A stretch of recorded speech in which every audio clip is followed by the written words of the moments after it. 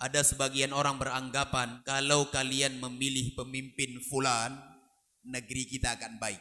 Islam akan menjadi baik, akidah akan terperbaiki, ekonomi masyarakat akan menjadi baik. Berganti seorang pemimpin, datang yang berikutnya. Selesai yang ini, datang yang berikutnya.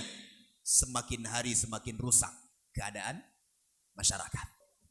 Urgensi tauhid terhadap umat. Kebutuhan umat terhadap tauhid yang begitu mendesak hari ini. Dengan mereka memperbaiki tauhid, dengan sendirinya Allah Subhanahu wa taala memberikan perubahan-perubahan. Ketika tauhid sudah kokoh, moral anak bangsa juga akan menjadi kokoh. Akidahnya akan menjadi baik. Ibadahnya akan menjadi lurus. Mereka akan diberkahi oleh Allah Subhanahu wa taala. Dicintai oleh Allah Subhanahu wa taala. Allah Subhanahu wa taala yang lakukan perubahan.